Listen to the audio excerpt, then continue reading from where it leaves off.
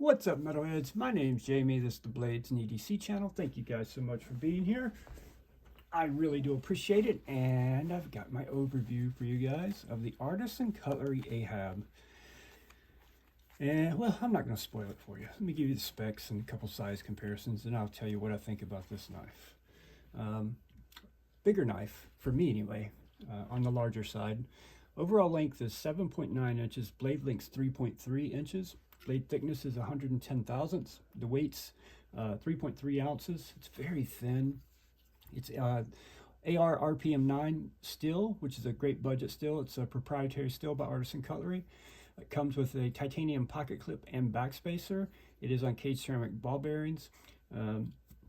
This one is the wood version. There's also a black G10 version.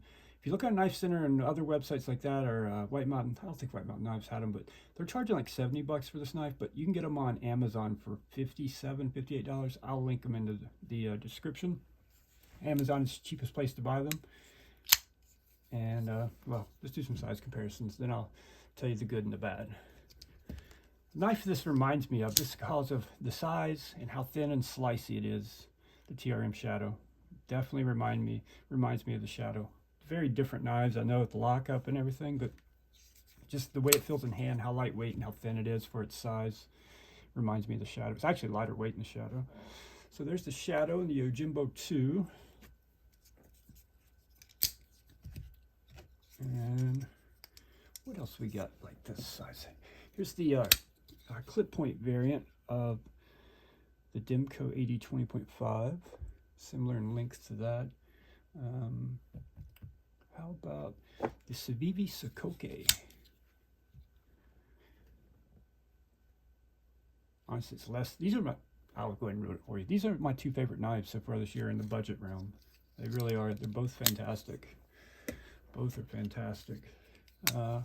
Always do a bug out. Let's break out a bug out. Always do a penguin. There's a penguin. That should give you guys a good idea of the size. Here's one more actually that's closer to size. The Spyderco Manix 2. It's about the size of the Manix 2. Although the Manix 2 weighs 5 ounces, right? When you get it. Mine doesn't weigh that much now because I've customized it, but when you buy a new Manix 2, it weighs 5 ounces. This knife weighs 3.3 ounces. It's slicier. It's one of the sliciest knives I have. The only thing that really compete with this in the sliciness department is the Shadow. The full flat grind and that thin blade stock. Yeah, super slicey. The D10 on this knife is fantastic. Right out of the box, man, it was amazing. Great on the thumb flick and the reverse flick. They did these thumb studs very differently. I took them off, but I had O-rings on here, like people doing their Shadows, right? I took them off of here just so I could show you what they actually look like. You can't really tell with the O-rings on there, but yeah, they're very reminiscent of a Shadow, but then they did this great texturing on top here. So you can hit this thing from the side or from the top, you hit it from wherever, and it's just gonna fly out of there. Also, the way they got the weight down so low on such a big knife, this is the most skeletonized liners I've ever seen. And if you notice, there's no pivot here, right? No pivot. Pivot's under the scale, which is an interesting design. But look how skeletonized those liners are, man. That's why it weighs so little. And it's like 0.45 inches thick, less than a half an inch thick. Yeah, great knife. One of my favorites of the year so far. This and the Sicoke are my two favorites that are under 100 bucks. So, fantastic knife. Would be cool to see them do a premium version of this knife. Some better blade steel, maybe some fat carbon. I'm all about some fat carbon. Or even a titanium version of this knife. Man, that would be sick. But yeah, great knife. Love it. Nothing to complain about, honestly. Nothing at all to complain about on this knife for the price. What more could you possibly ask for $55, right? Right in that $55 range. Not much out there. Stainless blade.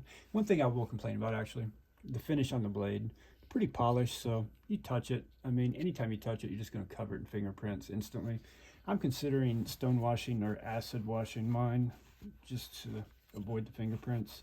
And also, I kind of wish I would have got the G10 version because this is a knife I'd like to use at work, but with the wood scales, I'm not going to do that. But if I had the G10 version, I would be using this thing at work all day. That's how good it is. It's so slicey, so slicey. So ergos are very neutral. I mean, yeah, no hot spots to speak of anywhere. Feels great.